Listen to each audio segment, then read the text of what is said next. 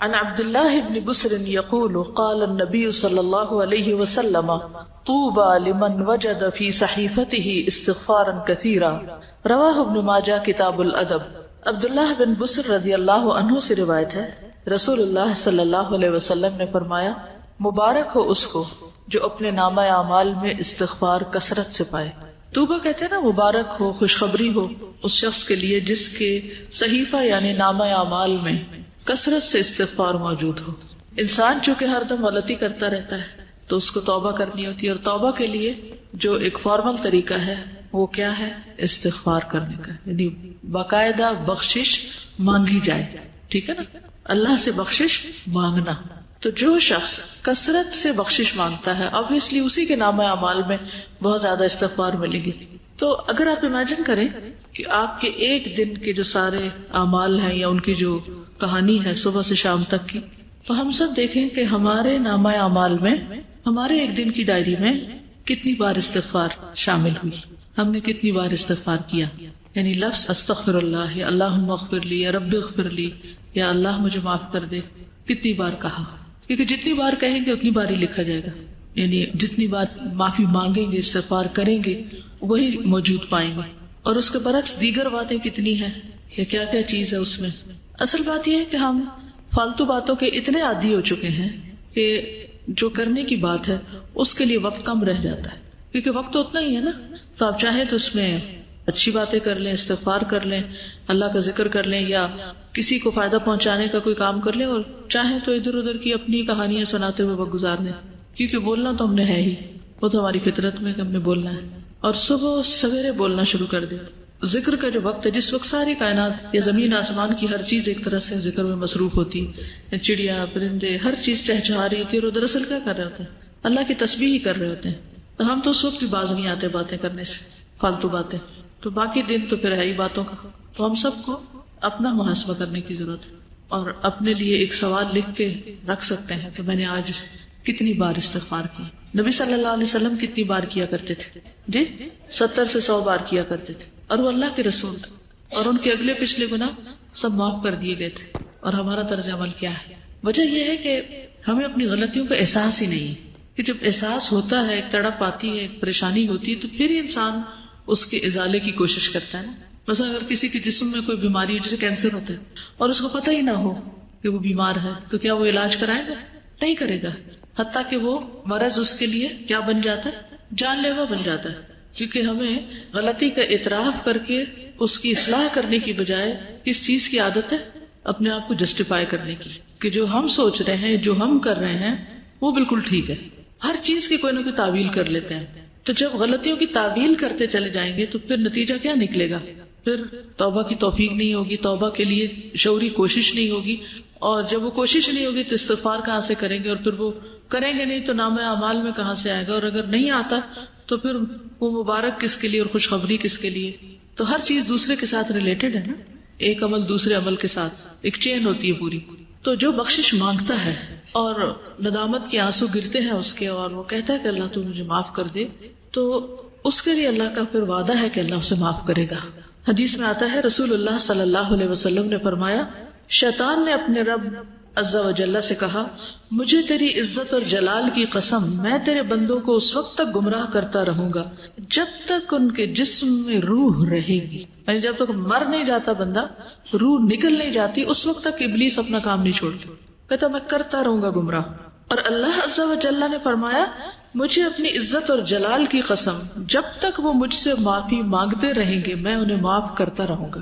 لیکن دیکھیے، ہم تھوڑی سی ہمیں تکلیف ہو جاتی ہے، سر دردی ہو جاتا ہے، بخار ہو جاتا ہے، تو کیا اس میں ہماری ہمت توفیق باقی رہتی ہے کہ ہم پھر بھی استغفار کرتے رہیں یا دعا مانگیں یا کوئی ذکر کریں؟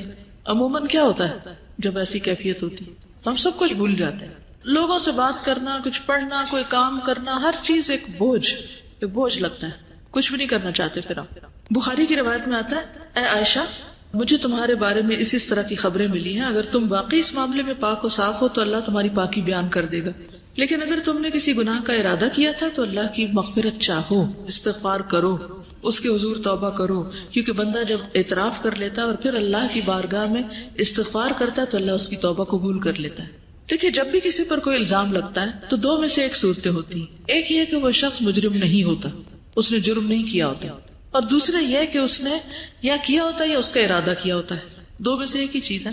تو اگر کوئی شخص اس پہ کوئی الزام لگا اور اس نے غلط کام کیا ہی نہیں تو اس کو بالکل اطمینان رکھنا چاہیے کہ میں اس معاملے میں بالکل سچا ہوں اور کسی کی باتوں پر مجھے اوفینڈ نہیں ہونا, مجھے بھڑکنا نہیں, اور مجھے چیخنا چلانا نہیں اور بدتمیزی کا طوفان برپا نہیں کرنا. اللہ کو پتا ہے میں نے غلط کام نہیں کیا اور حمایت کے لیے اللہ کافی ہے.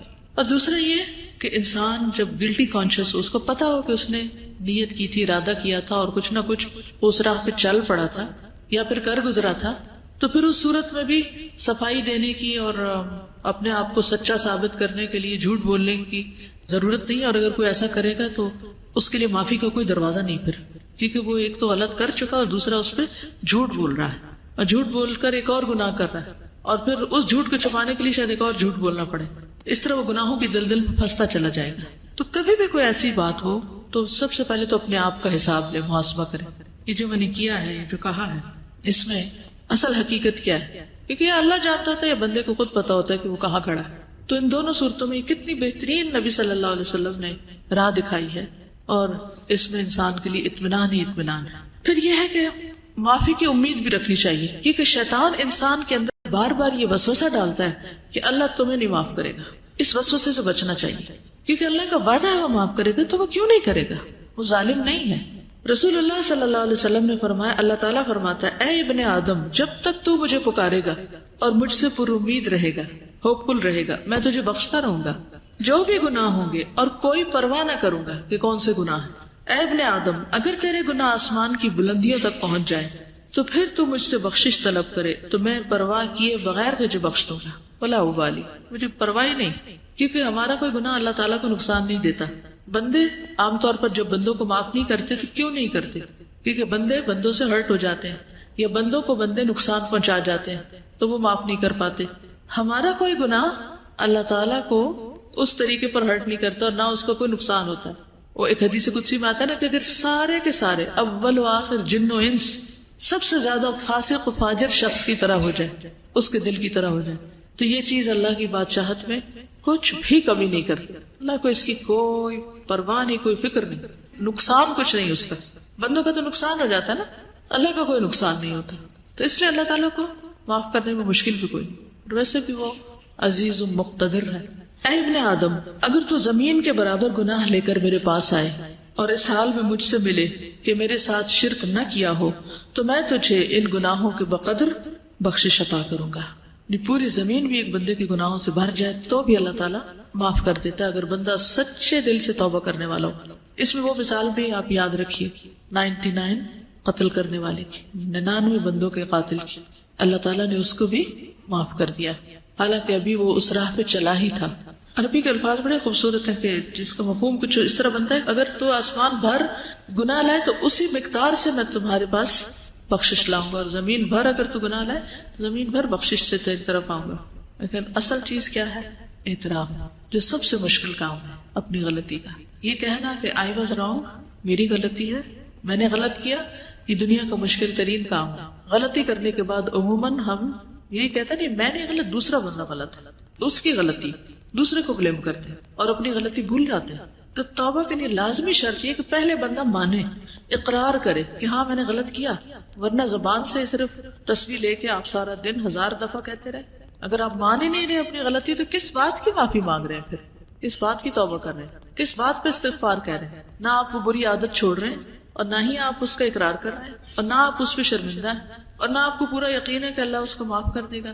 تو پھر کر کیا رہے ہیں آپ, صرف زبان کی ایکسرسائز یا ہاتھوں سے دانے پھینکتے چلے جا رہے ہیں کہ میں استغفار کر رہا ہوں. پھر یہ کہ جب انسان اللہ سے پر امید ہوتا ہے اور واقعی یہ یقین رکھتا ہے کہ میرا رب ہے جو مجھے معاف کرے گا یا معاف کر سکتا ہے یا وہ کرتا ہے, ضرور کرتا ہے, تو ایسا شخص پر کبھی مایوس نہیں ہوتا, وہ مایوسی کے قریب نہیں جاتا, ہر حال میں پر امید اور مطمئن رہتا ہے.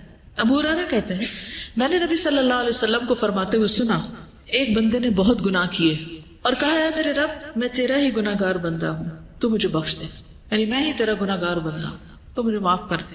اللہ رب العزت نے فرمایا میرا بندہ جانتا ہے کہ اس کا کوئی رب ہے جو گناہ معاف کرتا ہے, اور گناہ کی وجہ سے سزا بھی دیتا ہے. اس کو یہ بھی یقین ہے کہ اگر نہیں معافی ملی تو پکڑ ہو جائے گی.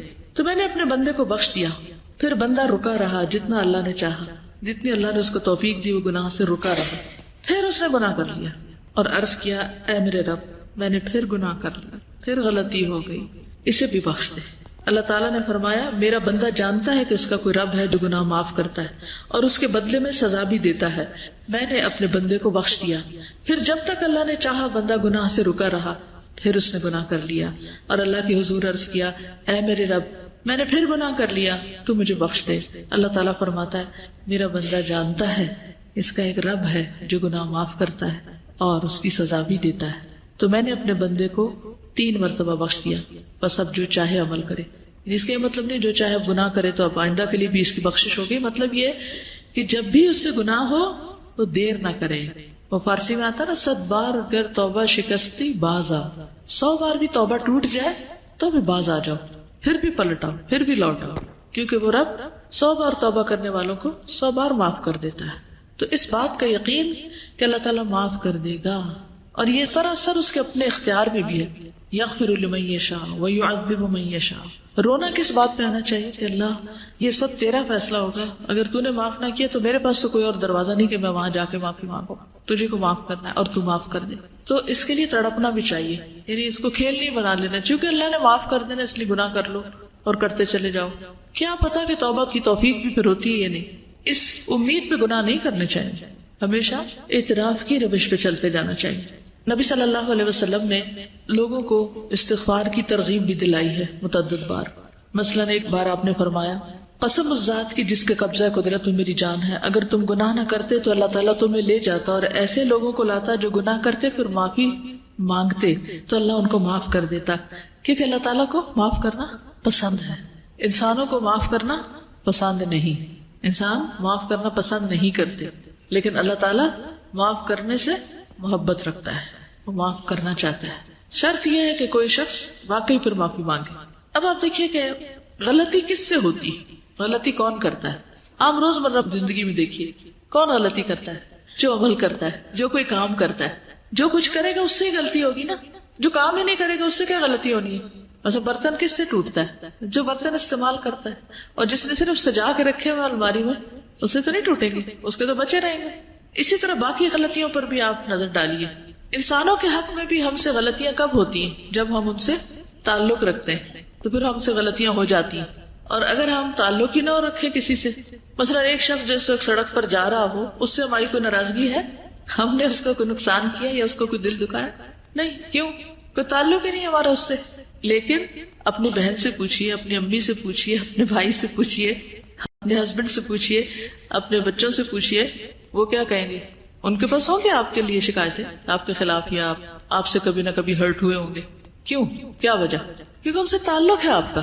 تو اللہ تعالیٰ کو کیسے بندے پسند ہے؟ وہ جو کسی سے تعلق نہ رکھے اور سب سے کٹ کے ایک طرف بیٹھ جائے اور کوئی غلطی نہ کرے، نہ کسی کو ہرٹ کرے، نہ کسی سے کوئی معاملہ کرے، وہ پسند ہے. کون لوگ زیادہ بہتر ہیں؟ جو لوگوں سے ملتے جلتے رہے اور ان کی طرف سے پہنچنے والی تکلیفوں پر درگزر کریں، وہ زیادہ بہتر ہے بنسبت اس کے کہ نہ وہ کسی سے بات کرے نہ کسی کو ہرٹ کرے. تو جب آپ کسی سے معاملہ کریں گے تو ایک دوسرے کی کوئی بات بری بھی لگ جائے گی. اچھا، انسانی نفس بڑا عجیب ہے، بعض اوقات بلا وجہ کسی کی بات بری لگ جاتی ہے اور بعض اوقات کسی کی بڑی بڑی بات کی پرواہ نہیں ہوتی ہے نا ایسے. تو پھر تو ہم نے اپنے آپ کو بھی نہیں سمجھا، ہم خود بھی کسی ایک چیز پر نہیں، ہم تو اپنے لیے بھی معمہ ہیں تو دوسروں کے لیے تو ہے ہی ہے. تو اس لیے کبھی کوئی ہمارے بارے میں مس انڈرسٹینڈ کر جائے تو اس کو ایشو نہ بنائے، ٹھیک ہے؟ تو ایزی رہیں گے، ہین لین سہل قریب. تو ایزی رہنے میں آسانی یہ ہے کہ پھر انسان نہ دوسروں پہ بوجھ ہوتا ہے اور نہ دوسرے اس پہ بوجھ ہوتے ہیں. کسی کو ٹکر لگ جائے، کسی کی کچھ خرابی ہو جائے تو سوری کر لیں، بات ختم، اور چلتے چلے جائیں، آگے بڑھتے جائیں. کرنا اس کے علاوہ کوئی چارہ نہیں اور کوئی طریقہ نہیں کہ آپ زندگی میں پروگرس کر سکیں. آگے بڑھنے کے لیے معاف کرنا ہی پڑے گا، بھولنا ہی پڑے گا. دوسروں کی غلطیاں ایسی چیز نہیں ہوتی کہ جن کو آپ یاد رکھیں، ٹھیک ہے نا؟ یہ یاد رکھنے کی چیزیں نہیں ہیں، لیکن عموماً ہم یاد رکھنے والی چیزیں تو بھول جاتے ہیں، ان میں تو ہمارا حافظہ خراب ہے. اور جو یاد نہیں رکھنا چاہیے وہ ہم بھولتے نہیں، کیونکہ ہم بھولنے دیتے نہیں. ان کی گرہ باندھ کے رکھتے ہیں. تو اگر آپ کو بہت ہی شوق ہے کچھ یاد رکھنے کا تو کوئی اچھی چیزیں یاد رکھ لیں تو خود بھی خوش رہیں گے, دوسروں کو بھی خوش رکھیں گے. اسی لیے ہمیں کچھ ڈھنگ کی چیزیں یاد ہی نہیں رہتی کیونکہ ہمارا دماغ کس میں الجھا رہتا ہے. ویسے کتاب آپ کے آگے رکھی ہوئی ہے, صبح ٹیسٹ بھی ہے اور آپ کو سبق یاد نہیں ہو رہا, کیا وجہ ہے؟ پوچھا کرے رک کر کیا مسئلہ کیا ہے, کیوں ایسا ہو رہا میرے ساتھ. تو کوئی نہ کوئی الجھن ہوگی آپ کے دماغ میں جو اتنی آپ کو الجھائے ہوئے ہوگی کہ آپ کی نظریں بھی الفاظ پہ نہیں ٹک رہی ہوں گی. تو کرنا کیا چاہیے ایسے میں جب آپ کو کوئی چیز اتنا زیادہ ڈسٹرب کر دے؟ پھر ہوتے جانا چاہیے. کیا کریں گے؟ اس شخص کو جس نے 99 قتل کیے تھے اسے کیا سجیسٹ کیا تھا؟ جگہ تبدیل کر لو. جی نیک لوگوں کی بستی میں چلے جاؤ. تو ہم کیا کر سکتے ہیں؟ ویسا نہیں پڑھی جا رہی نا بات, تو آپ اس وقت بند کر دیں کتاب, اٹھ کے کچھ اور کرنے چلے جائیں. 5 منٹ لے لیں, 10 لے لیں, کچھ اور کام کر لیں. اتنا میں خوب دماغ خالی سوچ بھی لے گا اور جو کچھ اس میں آ رہا ہے اس الجھاؤ کا کوئی سلجھاؤ ہو بھی جائے گا, اور پھر واپس پلٹ آئے, پھر آ کے فریش کام شروع کر دیں. یہ اس وقت کوئی ایسا کام لے لیں کہ جس میں بہت زیادہ آپ کو ذہنی یکسوئی نہ چاہیے, تھوڑے سے اڑ جائے وہاں سے, جگہ کو چھوڑ دیں. غصے کا بھی علاج کیا ہے؟ جگہ چھوڑ دیں, پوزیشن بدل لیں بیسیکلی. تو ان چیزوں کا بھی علاج یہی ہے کہ آپ ہٹ جائیں وہاں سے. پھر اللہ سبحانہ و تعالیٰ قرآن پاک میں فرماتے ہیں افلا یتوبون الی اللہ ویستغفرونہ, کیا وہ اللہ سے توبہ نہیں کریں گے, استغفار نہیں کریں گے؟ واللہ غفور الرحیم, اور اللہ غفور الرحیم ہے. نبی صلی اللہ علیہ وسلم کو حکم دیا گیا واستغفر اللہ ان اللہ کان غفور الرحیم, اور اللہ سے بخشش طلب کیجیے, اللہ تعالیٰ یقیناً بہت بخشنے والا, رحم فرمانے والا ہے. سب لوگوں کو حکم دیا گیا توبوا الی اللہ جمیعا, اور وان استغفروا ربکم ثم توبوا الیہ. سورۃ ہود میں ہود علیہ السلام نے اپنی قوم کو کہا تھا کہ اپنے پروردگار سے معافی مانگو اور اس کے حضور توبہ کرو. پھر نوح علیہ السلام نے بھی کہا فقلت استغفروا ربکم انہ کان غفارا یرسل السماء علیکم مدرارا. ہود علیہ السلام نے کہا وَيَا قَوْمِ اسْتَغْفِرُوا رَبَّكُمْ ثُمَّ تُوبُوا إِلَيْهِ. شعیب علیہ السلام نے کہا وَاسْتَغْفِرُوا رَبَّكُمْ ثُمَّ تُوبُوا إِلَيْهِ. نبی صلی اللہ علیہ وسلم نے اپنی قوم کو استغفار سکھائی, نہیں اپنے لوگوں کو. نبی صلی اللہ علیہ وسلم کے پاس جب کوئی آ کے یہ کہتا یا رسول اللہ صلی اللہ علیہ وسلم جب میں اپنے پروردگار سے دعا کروں تو کیا کہا کروں؟ تو آپ نے فرمایا کہو اللہم اغفر لی وارحمنی واہدنی وارزقنی, اے اللہ مجھے معاف کر دے, مجھ پر رحم فرما, مجھے ہدایت دے, مجھے رزق دے.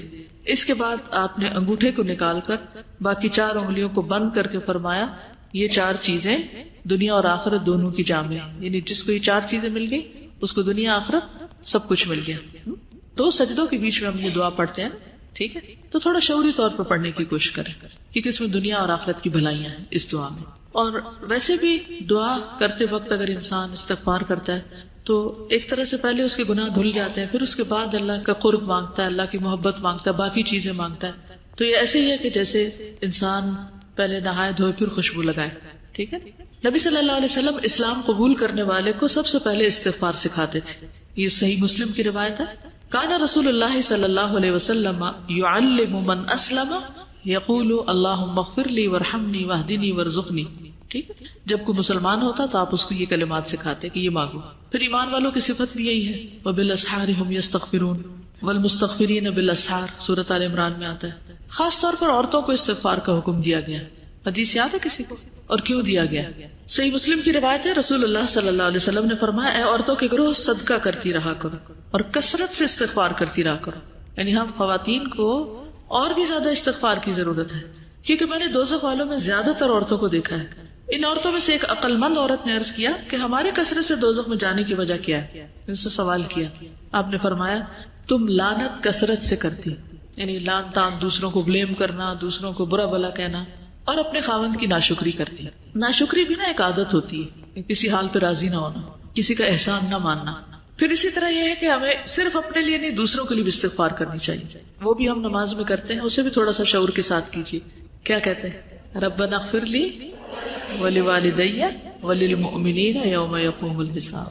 ٹھیک, خصوصاً جب کوئی فوت ہو جائے تو اس کی بخشش کی دعا کرنی چاہیے. نجاشی جب فوت ہو گیا تھا تو نبی صلی اللہ علیہ وسلم نے صحابہ سے کہا تھا کہ استغفروا لاخیکم, اپنے بھائی کے لیے استغفار کرو, یعنی اس کی مغفرت کی دعا کرو. حسن بصری کہتے ہیں کثرت سے استغفار کرو, اپنے گھروں میں, اپنے دسترخوانوں پر, اپنے راستوں میں, بازاروں میں, مجلسوں میں, جہاں بھی تم ہو. تمہیں نہیں معلوم کہ کہاں بخشش نازل ہو جائے, کہاں اللہ تعالیٰ بخش دے. کیونکہ حدیث ہے نا توبہ, یعنی خوشخبری کس کے لیے؟ لمن وجد فی صحیفتی استغفارا کثیرا, جس کے صحیفے میں, جس کے اعمال نامے میں کثرت سے استغفار. تو پھر ہر موقع پہ، ہر مجلس میں، ہر جگہ انسان کرتا رہے، اور پھر برائی کرتے ہی ساتھ ہی کر لے. لیکن صرف برائی کرتے ہی نہیں، نیکی کے بعد بھی، نیکی کا کام کر کے بھی. کیوں؟ وہ کیوں؟ جیسے نماز کے بعد ہم سلام پھیرتے ہیں نا، تو سب سے پہلے کیا کرتے ہیں؟ اللہ اکبر، استغفر اللہ. واہ، کیوں؟ آپ نماز کے اندر بھی غلطیاں ہوتی ہیں، نماز کا حق ہی ادا نہیں کرتے، اور شابش، نیک کام کرتے ہوئے ہو سکتا نیت میں کوئی خرابی ہوگی، اور تکبر سے بھی بچتا ہے انسان کہ ہم اس کا حق ادا نہیں کر پائے. یا اللہ تو معاف کر دے، ہمیں جو کرنا چاہیے وہ ہم نے نہیں کیا. اس سے ایروگنس نہیں آئے گی کہ ہم نے بہت کچھ کر لیا، جو کرنا چاہیے تھا وہ کر نہیں پائے. ما عبدناک حق عبادتک، فرشتے کہیں گے نا. اور حقیقت بھی یہی ہے نا، ہم میں سے کون سیٹسفائیڈ ہے اپنے کاموں سے کہ میں تو بہت اچھے کر رہا ہوں. یہ دھڑکا لگا رہتا ہے کہ کل جب کھلے گا اعمال نامہ تو پتہ نہیں کون سا کام کس کوالٹی کا نکلے گا اس میں سے. اول تو نیکیاں کرتے ہی کام ہے، جو کر لیتے ہیں ان کو خراب بہت زیادہ کر دیتے ہیں، مختلف چیزوں سے ان کو ستیہ ناش بھی کرتے ہیں یا ان کی شکل بگاڑ دیتے ہیں. تھوڑا سا کام کر لیتے ہیں تو بس چین نہیں پاتے جب تک لوگوں کو بتا نہ بیٹھے کہ یہ میں نے کیا تھا. یہ جیسے ابھی بات ہی تھی نا کہ اگر کوئی بات کر رہا ہو تو میں تو پہلے سے ہی کرتا ہوں، مجھے تو پہلے ہی پتا ہے، یہ تو میں پہلے سے جانتا ہی ہوں، یہ تو مجھے آتی ہے، یہ میں نے تو کیا تھا. عموماً کیا جملے ہوتے ہیں. کیا اللہ تعالیٰ نہیں دیکھ رہا اس وقت کہ ہمیں اصل شوق کس بات کا ہے، اصل شوق کس چیز کا ہے، اور کیا محرک ہے، کس جذبے سے لگے ہوئے ہیں. تو اس لیے اس پہ بھی بہت راضی ہو جانے کی ضرورت نہیں. کوئی بھی چاہے صدقہ خیرات کرے، کچھ بھی کام کرے، کوئی بھی، تو ڈرتے ہوئے. والذین یؤتون ما آتوا وقلوبهم وجلۃ. تو اہل ایمان تو وہ ہوتے ہیں کہ جو کرتے ہیں اور ان کے دل ڈر رہے ہوتے ہیں، نیکی کرتے ہوئے ڈر رہے ہوتے ہیں کہ پتہ نہیں کس کوالٹی کی ہے. یہ سال میں سب سے زیادہ بخشش کب ہوتی؟ رمضان کے علاوہ یوم عرفہ. عرفہ کے دن سب سے زیادہ لوگوں کی معافی ہوتی ہے، اور شیطان اپنے سر میں مٹی ڈالتا ہے، روتا ہے، چیختا ہے، چلاتا ہے. آپ کو پتا ہے کہ عرفات سے واپس آنے کے بعد کیا کرنے کو کہا گیا؟ آیت پڑھے، ثم افیدوا واستغفر اللہ. اس وقت بھی کیا کرو جب عرفات سے لوٹ رہے ہو تو یہ نہ کہو بس اب تو سب معاف ہو گیا، میں آرام کی نیند سو جا کے. پھر بھی واپسی پہ ذکر کیا ہونا چاہیے؟ اس وقت بھی کیا کہتے رہو، کیونکہ یہ بہت بڑی مشکل ہے کہ نیکی کرتے ہی ساتھ ہی شیطان اندر آ جاتا ہے اور وہ انسان کو نا بلا دیتا ہے. تم نے تو کارنامہ کر لیا، تم نے تو بہت بڑا تیر مارا، اور پھر اتنی کہانیاں سناتے ہیں، یوں ہم نے عرفات میں کیا، ایسے ہم نے کیا، ایسے. ثم افیدوا من حیث افاض الناس واستغفر اللہ ان اللہ غفور رحیم. اگر کوئی بھی نیک عمل کر کے یہ احساس باقی رہے تو پھر تکبر کا سوال ہی نہ ہے کہ انسان نیکیوں پہ کوئی اپنے آپ کو بڑی چیز سمجھنے لگے. ابراہیم علیہ السلام نے بھی دعا مانگی تھی اپنے لیے، والذی اطمع ان یغفر لی خطیئتی یوم الدین. مجھے امید ہے کہ وہ میری خطائیں معاف کر دے گا قیامت کے دن. حالانکہ وہ ابو الانبیاء ہیں، خلیل اللہ ہیں. موسیٰ علیہ السلام نے کیا کہا؟ قال رب انی ظلمت نفسی فاغفر لی فغفر له. یونس علیہ السلام نے لا الہ الا انت سبحانک انی کنت من الظالمین. داؤد علیہ السلام نے کیا کیا؟ وظن داؤد انما فتناہ فاستغفر ربہ وخر راکعا واناب. اللہ کے جتنے بھی نیک بندے ہیں اور بڑے بڑے نیک کام کرنے والے ہیں، ان سے کہیں کوئی بھول چوک ہوئی تو فوراً پلٹے اللہ کی طرف، اور اللہ نے ان کو معاف کر دیا.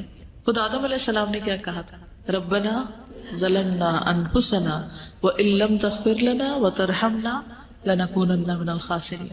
نبی صلی اللہ علیہ وسلم کی زندگی میں تو خیر کثرت سے ایسی دعائیں ملتی ہیں. آج جب میں آ رہی تھی تو میں دل چاہ رہا تھا کہ کلاس میں جتنی بھی آپ کی مثلاً اس کتاب میں دعائیں ہیں قرآنی یا مصنون، سب کو اگر آپ مارک کر لیں کہ کتنی کثرت سے استغفار کا یا رب اغفر لی کا یا اغفر لنا کا یا فاغفر لی کا لفظ آیا ہے، تو اگر ان کو جمع کریں تو حیرت ہوتی ہے کہ اتنی زیادہ دعاؤں میں بس معافی ہی مانگی گئی ہے. کیونکہ انسان کی اگر معافی ہو جائے تو باقی سب چیزیں تو خود ہی ٹھیک ہو جائیں گی.